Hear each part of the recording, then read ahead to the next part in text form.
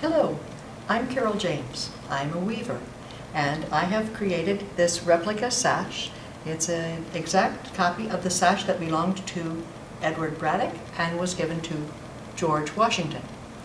In the late 1700s, people of status, the mayor of the town, the local landowner, perhaps the president of the guild, and military generals had sashes.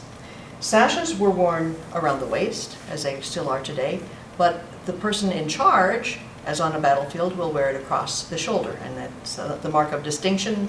That lets you know that's the person in charge.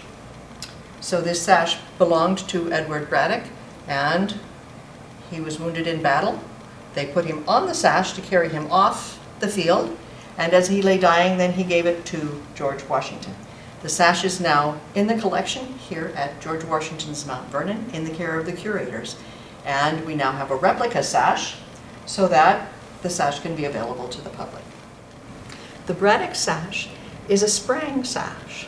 Now, Sprang is a Scandinavian word that used to refer to a variety of openwork textiles. Today, it's taken on a technical meaning that is a type of braiding where you have a mirror image created. For every one row of work, you get that row plus the mirror image.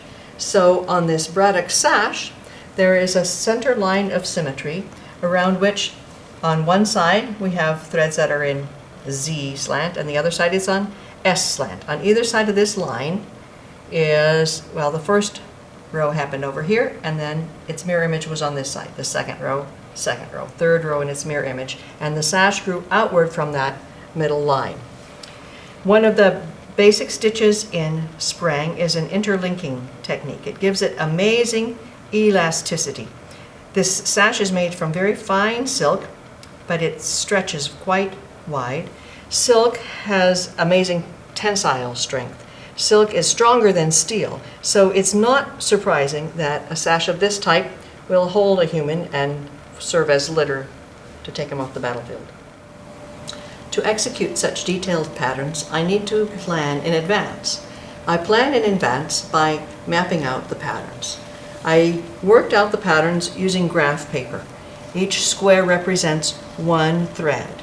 I map out the patterns on the graph paper, and then I use the graph paper as my pattern when I'm creating the sash. My motive for making this sash was to learn more about the amazing technique called Sprang. It's a technique that's been used by humans for thousands of years, but since the Industrial Revolution, it's been almost forgotten.